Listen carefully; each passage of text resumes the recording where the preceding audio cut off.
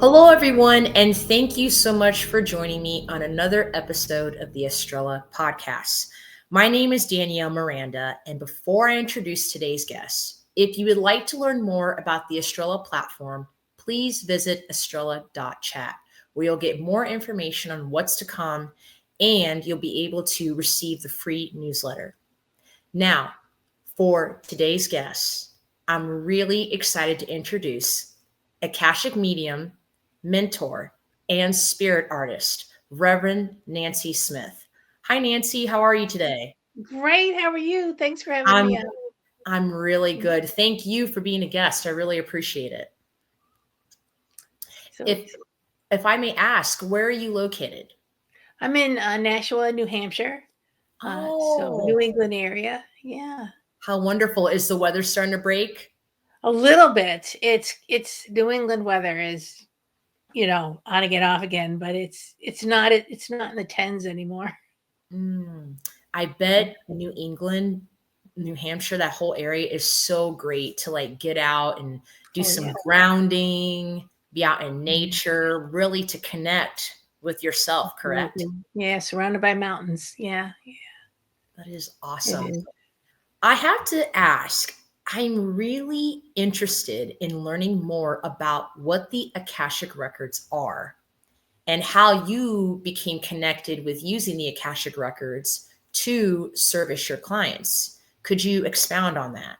Yeah, well, the Akashic Records is the Akasha is the word for energy. It's the energy of the creator, the source. It's very creative, intelligent energy. And within the Akasha are your Akashic records, or let's just put it this way, everything that the creator has created um, ends up in this indelible energy of the Akasha as a record, as something that you can access. And our soul, since our soul's inception, since our spirit's inception, all of that is recorded in the Akashic realm, which is the Akashic Records. And sometimes people think of it as a ginormous library, and it's actually a kind of an energetic library. So it's two concepts here: the Akashic records of your soul, where your soul's been since its inception, past lives or uh, ancestral stuff, and then the Akasha itself, which is the energy of the creator. Oh, wow. Now, I don't know if you believe in past lives, Yep. but does the Akashic Records include past lives? So let's say I've come back here Yep. 1,000 times, for example. Probably Does you that did. mean that the Akashic Records have recorded every Yes. time I've been back Every here? yes. And Wow. yeah, so there's a lot of thinking around this when we feel we had a past life and it feels like us. We were there in a different personality, in a different human suit.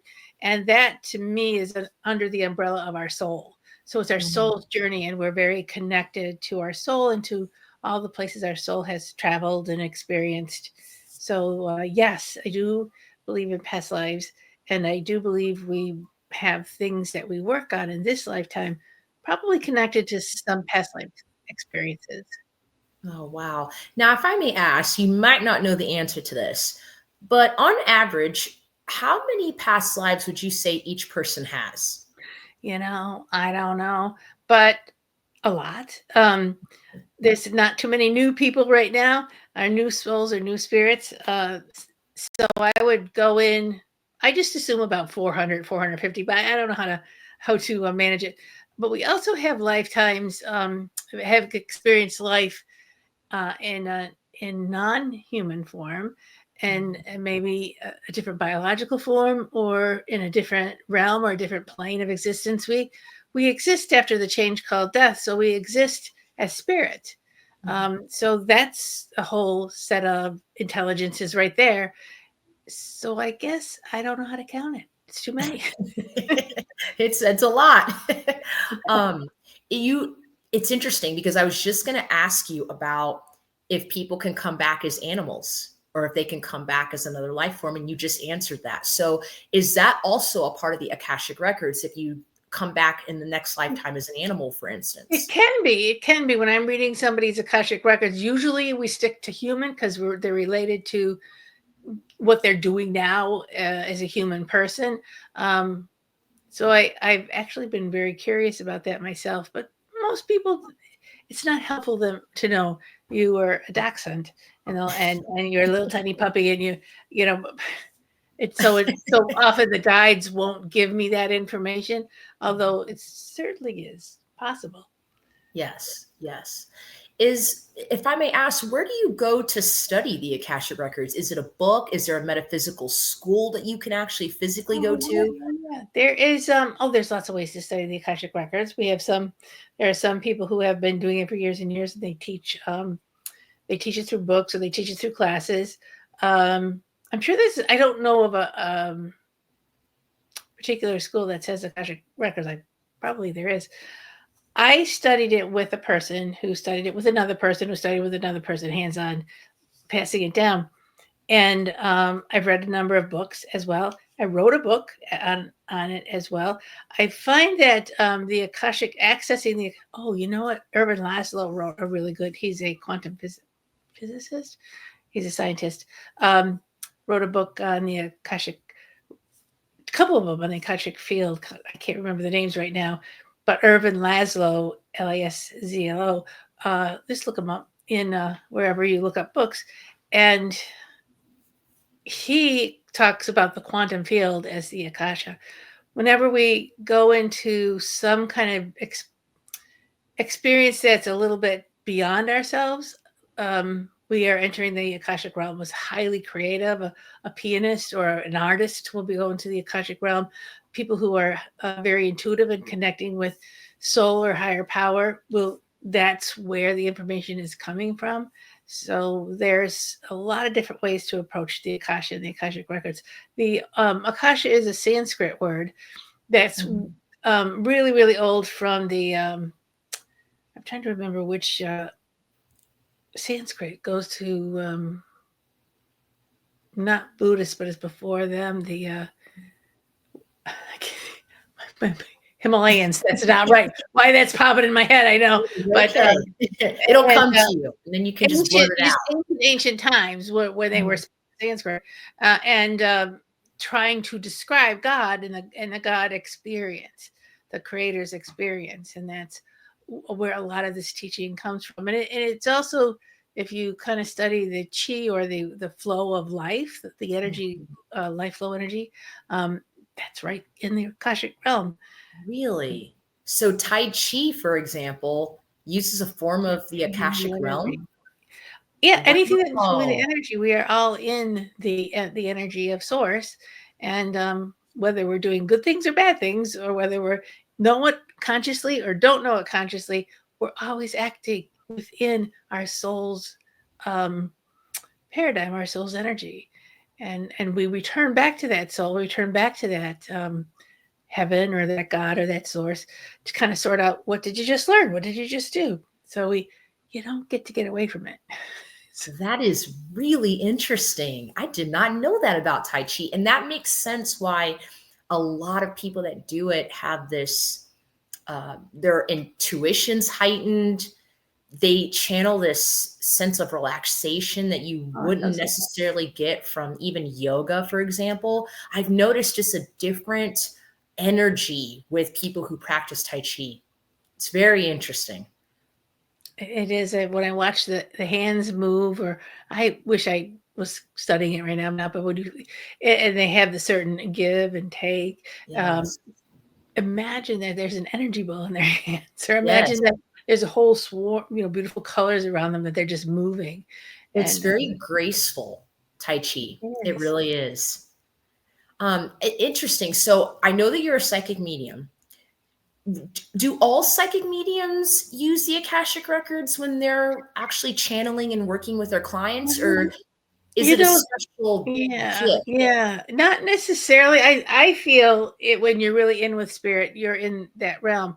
I like to think of entering the Akashic records as something that you do on with purpose, and Mm, so that I am in with spirit, I'm in with source, and it's open, and then I'm going to work with the guides of and the masters and the teachers of the Akashic realm, and I feel though, doing the mediumship work, and this is why I started to study Akashic records, or the Akashic realm, was where am I going when I'm connecting in with these spirits, these loved ones that have passed? Where are they? And what's the energy around them? What did they enter into? And that's when I really got interested in kind of studying Akashic records, the Akashic, not just the records, but the energy of it.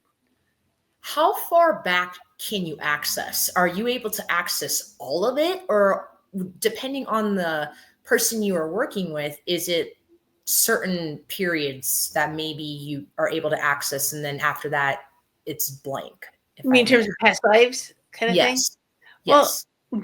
you set your intention to go to, I want to go, you struggle with something in this lifetime. I always launch it off from what's happening right now.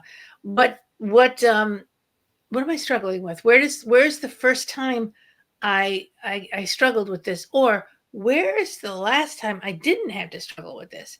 And so your soul will take you to wherever you need to go, that you will understand. I one time I was with a woman and we went way back to like when she was actually had experiences her life as a bird, and then she was Oh, a fish, wow. and she didn't appreciate that because she wanted to have an understanding of what was happening right now. So I've learned that the to trust the guides to take you to where you need to go to help the person who I'm working with. That Mm. makes sense. So, but I have gone, oh my gosh, going back more years than I can even count, where I went to people's past lives on other planets. And, Wow. and that was pretty cool. I did a watercolor of one of them, where they were experiencing themselves in a different kind of biological outfit Mhm. and on a different kind of terrain. It was mostly water.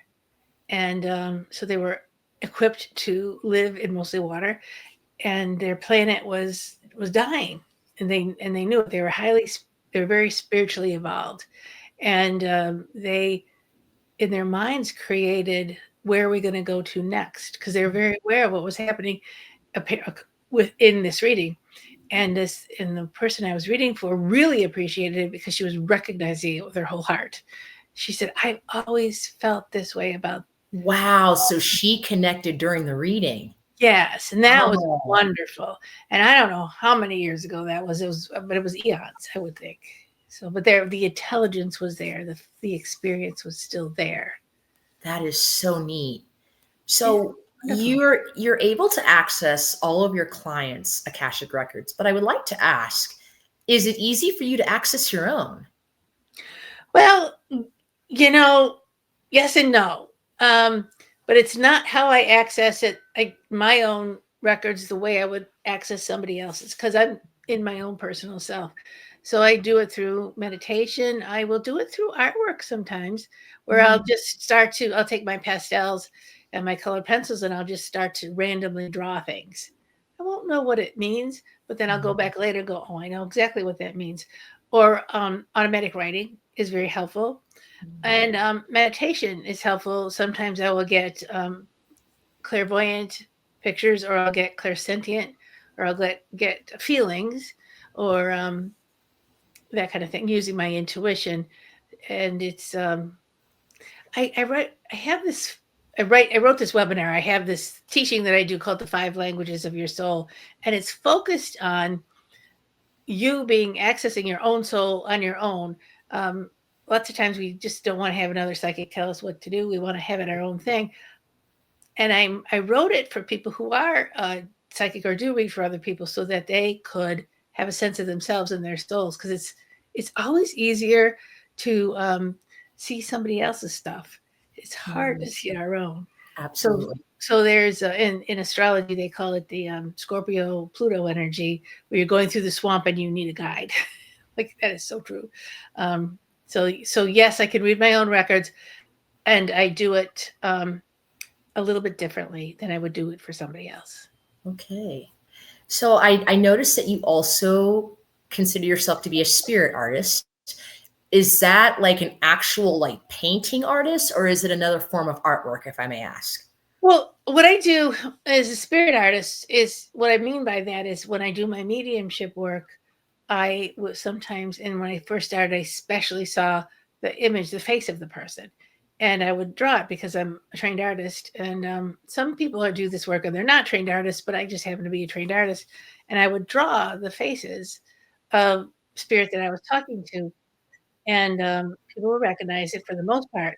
And my best favorite story is I was sick one time, struggling with cancer, and feeling it, And I was sitting on the couch and kind of, what the heck is this all about? And I felt spirit come near me, but it wasn't my guide. It was another person who lived not that long ago. As a matter of fact, she had passed from the same cancer that I was struggling with.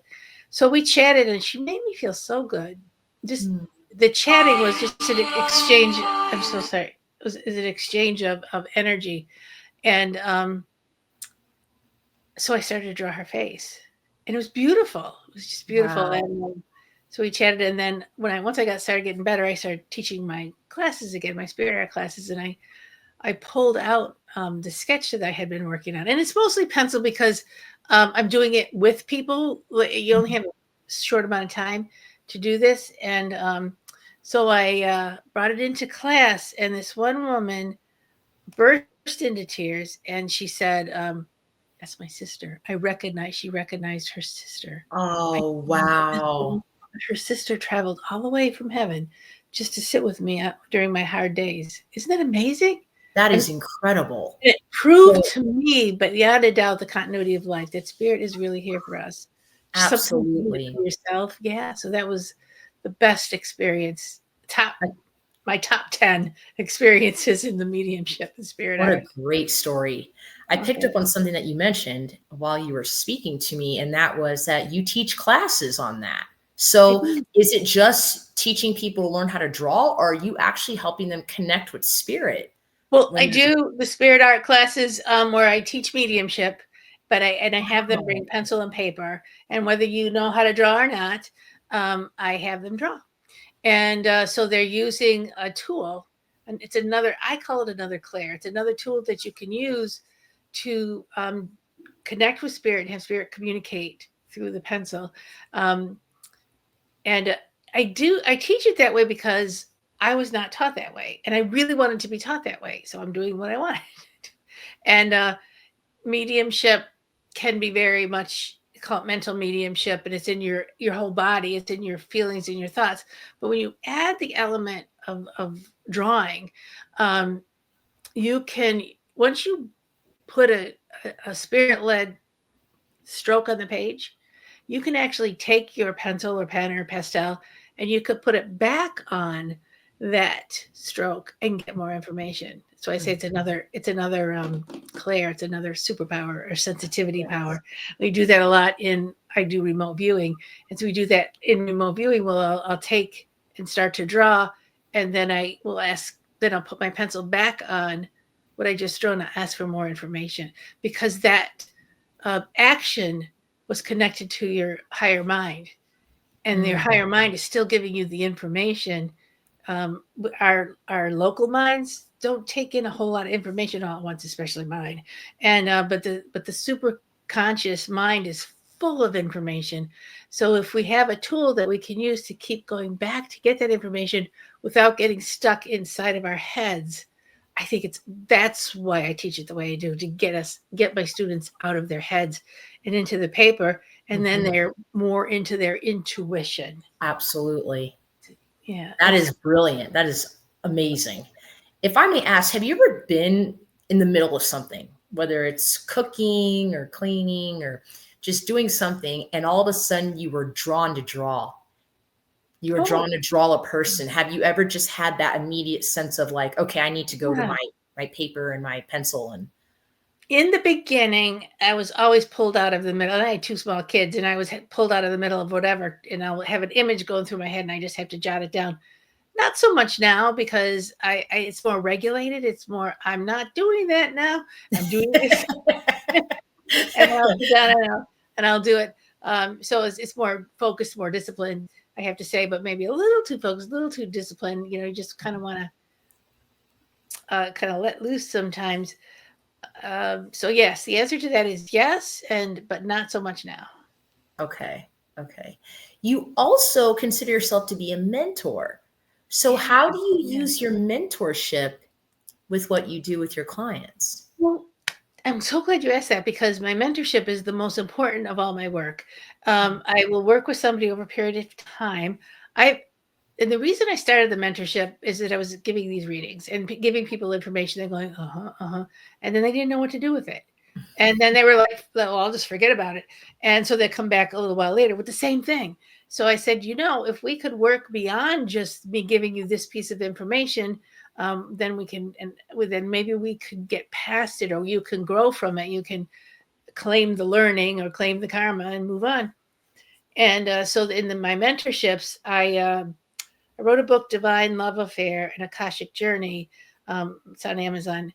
It explains all the protocols I use. So one is connecting to your soul, using your intuition to not to find out what's going to the cheat sheet for the world, but to use your intuition to connect to your higher power, and so you can have that relationship. And the next piece is talking to your inner ego, or your inner selves, many little selves running around in there, to find out who's driving your life, so that your aware self can drive your life. And then the next step we do, and these are not in any kind of order, is we may explore a past life to find out what's influencing you from the past life. What is it that's leaning on you to heal and take care of? And then I do soul contract work, kind of like soul retrieval, soul contract work, where we will find a misplaced belief, or you're stuck in an energy pattern that needs to be released so that you can move to the next level of the learning. And then we have some healing work that we do to release some of those pent up energies. And I call that semantic presencing. Sacred space. Once something is observed, it changes. But vibration is a very natural law. So vibration wants to match each other, and it wants to match the higher vibration. All vibration wants to. So a low vibration, little things are going on, and then this high vibration thing comes in, and everything kind of goes up. Did you ever, like, somebody walking into the room and saying, "Isn't this great?" And everybody's been moping around, and then people get happy. It's kind of like that. And so once we bring our sorrows or our stuckness into sacred space, which is the Akasha with the guides, and what you're stuck will change on its own. And you'll feel it, you'll sense it. And I try to teach people how to observe that, how to be part of that. And that's the magic of ascension, is knowing what you have, accepting it, loving it, and bringing it to sacred space with your soul, and allowing it to flower out. So did you notice I didn't say you controlled it, you changed it, you told it what it was, you defined it. You feel the emotion, you bring it into sacred space, and you invite it to blossom forward to its higher level, to its higher end. Awesome. So that's my mentorship work. It's a lot of fun. Yeah, it sounds like it's a lot of fun. Very, very hands-on. I like that. Yeah. How do you decide who is right for your mentorship program? Like, how do you vet who should be a part of it and who shouldn't? Well, it's the readiness to grow and learn. Oftentimes, and I've had people try the mentorship and they just couldn't go forward anymore with it. Every excuse in the world came up. And then all of a sudden, I don't really want to pay this. Can you just blah, blah, blah. And it's like, you're not ready. So the resistance is one thing. And also the attitude of I want to take responsibility for what's happening. I want to be able to see and feel what I'm doing and make some shifts. If somebody's still in the blame game, chances are we're not going to get that far, or we will get far for a little bit. So by mentorships, I offer 3 different levels. One is a smaller, short, it kind of goes for 6 weeks. You do 3 sessions, 3 long sessions, and then every other week. And then in between the sessions, we meet for about 15 minutes because you get homework. How you doing on that homework? How is that making sense to you? And then so that's dip your toe in the, and usually most people can make it through those times. And then I have a 3-month where it's more like 6 sessions and 12 weeks. And then we have a 6-month session that I do. So those 6-month sessions is rare that somebody says, I'm going in for this for 6 months, because that's when the big change happens. That's what the big, I'm committing to this, and I'm gonna do it. And that takes gumption. Yes.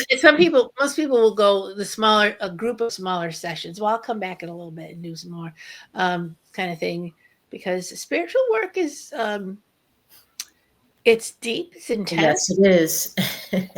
and you're ready for it. Sometimes it's a layering thing. I can do this layer, but don't ask me to do this other layer. And then they find this other layer. They go, do we have to go there? Because I'm not going to go there. No, you don't have to go there. Let's take a look at where we are now and keep working. But we're many layers. I mean, I don't even think we get down to the last final layer, which is the most tender. If you peel the layers off of an onion and you get to the seed of the onion, it's very tender. It's very lovely and beautiful. And that's where new life starts. And you may not do that in this lifetime. You may go finish it up in heaven. I don't know. But if you can do it in this lifetime, that's when the ascension really starts happening. That's where things ramp up. That is very profound what you said about we may not do it in this lifetime. Now, I think we should strive to try to do it, right? That should be our goal. Yeah. But you're right. Some of us may not do it in this lifetime. Now, if that does happen, do you believe that if they don't complete their mission or what they're here to do in this lifetime, do you believe that they'll have to come back and do it again? And that's for the Akashic Records. Yeah, I mean, they could very well be an invitation to come back to say, you did so well on this.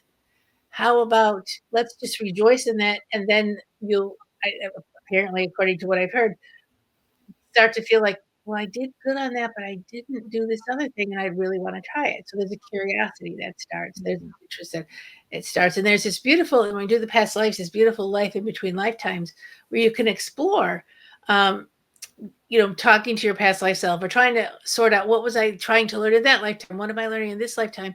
And then you can go, and there's been some really awesome writing about this, into a life between lives and just see the life just before this one, the current one, and you can find out, so what did I plan? What was get really mad at yourself.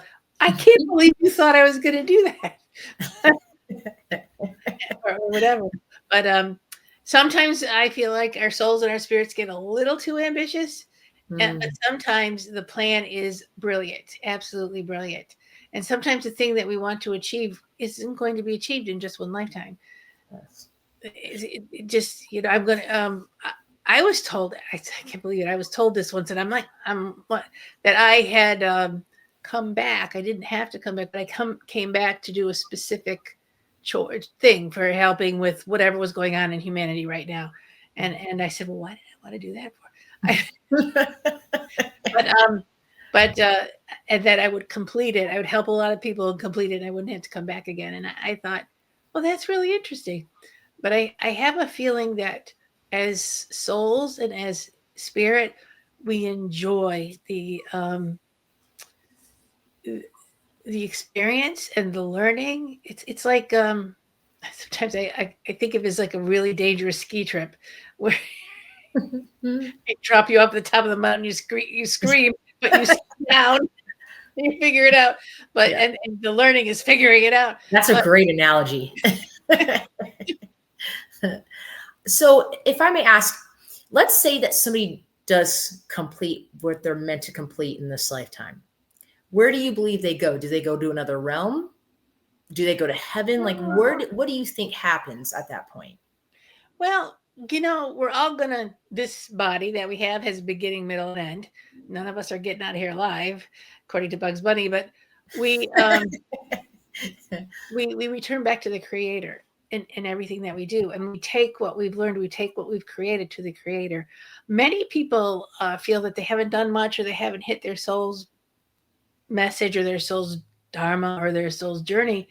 And when I look into their records and I ask their guides, are they doing it? And they said, absolutely, they're right in the middle of it. It's because of our soul's plan is embedded. embedded, the way that I understand it from spirit, it's embedded in many places in ourselves. It's embedded in we have 2 energy centers above our head. It's embedded there, but it's also embedded in our guts, in our lower chakras. So that if we decide that we want nothing to do with spirit and we're not going to go to the high realm of anything, we're still living and we're going to live unconsciously. We're still going to live our soul's pathway. We're still going to learn what our soul wanted us to do. It's a little program in there. And sometimes we can finish it up, but we decide to stay in unawareness. And so we repeat it over and over and over again until the end of our lives comes. And that's perfectly fine. Just that you're living the best life possible. When you're living the best life possible, you're living in with your soul, because what resonates with you to feel like it's your best life possible is aligned with your spirit. However, if you do it without awareness, it's going to be a little bit more of a struggle. Although I have done a few things in awareness, and it was still a struggle. But I feel that if say you're 35 and you completed your whole life lesson, there's another. You get to choose whatever you want to do. You can create whatever you want to create. So maybe you're here. Why don't you have some fun with it? Right. Yeah. Great point. Do you believe that we are all born with soul contracts? A, and part B to that question, what is a soul contract? Okay. Well, maybe I should have went A, B, but yeah. So a soul contract, there's a soul purpose, there's a soul direction, there's all kinds of soul stuff.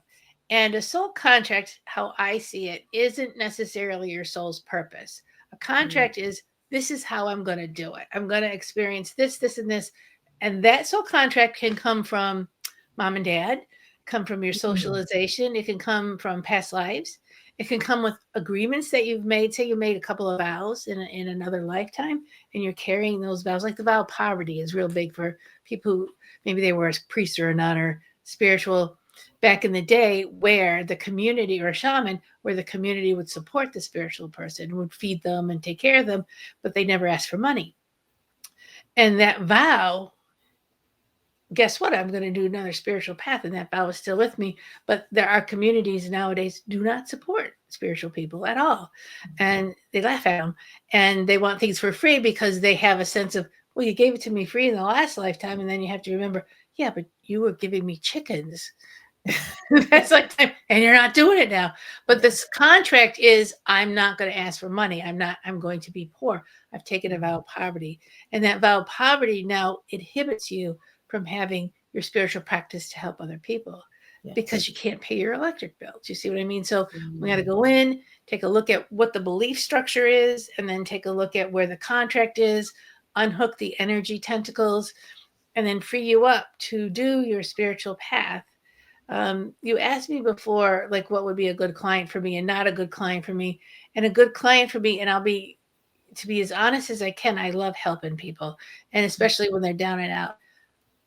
But I also know in this society, there needs to be some money exchange, because they won't value what they're doing unless they're paying for it. So I'll take people on for a few sessions and help them out. If they're out of a job, I've been out of a job for 6 months, I don't know what to do. Okay, let's work for a couple of times together. But then we have to stop, because you need to find your own abundance. You need to find your own way. You can't necessarily use me as that place. You have to give back. And so that's been that's a big deal for giving back. And in our society, I'm just very gently say this, we're not big on giving back. No, it's the exchange is the money. And it's not the chickens, and it's not the the baking of the bread, or let me just come and give you some cloth and I'll sew you up a new outfit, or I'll make you new shoes. None of that exists in our society. I think it will come back, to be honest with you. I think the money's getting a little weird nowadays. And so bartering may come back, or helping each other, honoring everybody else's expertise and honoring their efforts. But right now, let me just throw a couple $100 on that, and I'm done with it. I don't want it. You're right, though. It allows someone who is looking to improve, right, and to better themselves. It holds them accountable. And I deal with that with my own clients in the health and fitness industry. And, it's hard when you want to help people, right? But you also do understand that there has to be some type of exchange. And so I agree with what you're saying. Yeah, it is, and it's hard. I did. So that was where a lot of my soul contracts are. I have a lot more, but my friend said, think of them as kittens. I said, what? You love kittens. They're so cute, and they're starving, and you got to feed them all the time, and then you got to do this and treat a litter box, blah blah blah. But they will rip apart your house. But they're so cute and cuddly. They rip apart your house. So you say you don't want to have kittens for clients, right? That's a good point. When you hear about somebody that may come to you and they say, my life is in shambles. I grew up in poverty, for instance. I just can't seem to have a breakthrough, right? Yeah. They have abusive parents, for example, just their life is not, they just can't catch a break. Yeah. Is it fair to say that was a part of their soul contract, that they came here, they actually, not that they wanted parents like that or that they wanted a life like that, but it's almost like that they chose, in a sense, to go through the struggle, if that makes sense what I'm saying. Mm-hmm. That's a big one. Because it could be so much you don't know what that person's here to learn. To be honest with you, it could be a million different things. So if I have somebody who comes to me with similar trauma, it's to find the empowerment place. It's to find that inner spark and have that inner spark grow. Maybe it's to learn to stand on their own 2 feet, or ask for what they want, or say no, or to relieve the victimizer, fixer triangle, drama triangle. Maybe they need to step out of it, or maybe they need to just be in that triangle for a little bit to see how you're bouncing off every corner of the triangle until where do I fit best, until you realize I don't fit best in any of this. I want to be whole. And it's my clients lead me. I'll ask them questions. I'll take them on meditations. And I listen really carefully, and I write it all down. I do write a lot of things down.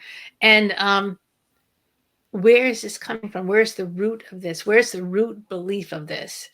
And that will tell you a lot. Sometimes a past life will help you to understand the root belief of something that you're struggling with now. So yes, trauma. Do we contract to have trauma with our families? I think we do. And I think sometimes it gets out of control, where it's going a little too far. But other times it's spot on, and you can be angry as you want to be. However, the learning won't be there without the pain. Yes. Well said. Yeah, that's how we grow. That's this plane of existence. I had a psychologist said this once. I don't think it was somebody. I was taking a class, and it's not a good friend, but you have children who are raised in a bubble, and there's no struggle. Everything is just perfect for them. They have no skills when they hit the adults. You have a child who's really had to struggle through a couple of things and learn some skills to get where they want to get here. You got to learn to get there. It wasn't handed to them, in other words. And they have more skills. They have more coping skills. They have more compassion, and they have more success in what they choose to do, as opposed to a child who was raised in a bubble with no struggle. It's this pain is part of the package. Yes. It goes a little too far sometimes. I'll give you that, but sometimes spot on. Yeah. What is the difference, Nancy, between karma and dharma? Well, I'm not an expert on it, but and I try, but I did use the words. So karma seems to me something that you created at some point, and it's refracting back, it's coming back to you, and for balance, whatever we put out comes back to us. And dharma talks to me about a discipline or a skill or a talent that has followed you throughout your ancestral. I feel it's dharma may be more connected to your ancestors in flesh form, But I also feel like Dharma is connected to your soul in terms of what is your soul trying to understand. Our souls have their own personalities. Our souls have their own, here's where my wheelhouse is kind of thing. And I think that Dharma speaks about this is what the wheelhouse is. You can change the wheelhouse, but want. And but it ends up going there.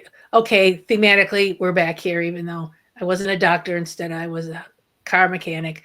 But it's the same thing. Yes. We got this. Are you able to see a client's dharma during your reading? Sometimes not. Sometimes it's like, wow, what is going on here? And if they're patient enough, now you go into if it's a mentorship, we can work it. But if it's a flat out reading, they're going to give me half an hour so I could figure out their lives for them, and they're 82 years old. It's like, that ain't going to happen in a half an hour. Right. And if spirit's really clear and they're not fighting me. Did you ever, when you work with people and you're trying to give them a new skill and then they argue with you the whole way? Yes. Can you just say it so I feel comfortable with it? So it's what I always do. Well, if you do what you always have been doing, you're going to get the same result. So in any event, can I get to it? Sometimes I can. And sometimes it's, ironically, it's not what you think it is. It's not what you think it's going to be. You're not going to, for instance, somebody who has difficulty with men, a woman who has difficulty with men, and dad was an alcoholic, grandpa was an alcoholic. They married a woman who turned out to be an alcoholic. So there is a theme that's running through the family for healing. And I remember a couple of different women working with it and saying, well, what is the purpose of this? It's like this and this, and it always repeats. I'll work with spirit to get to the core bottom of it. And it turns out that you are learning to work with the masculine energy. You're learning to balance it within yourself, and you're learning the feminine part of yourself is learning to invite the healed male in. It's a lot. It's complicated. It's different for every person, and it was as simple as you got to learn to get along with your ex-husband and understand who he is. No, really? Yeah. Oh, wow. This was such amazing information, Nancy. Thank you so much for being a guest on the podcast today. Before I end the episode, how can someone reach out to you if they are interested in getting a reading by you? Yeah. Well, you can go to nancy@angelscapes.net. And I think if you search for Angelscapes, you can find me.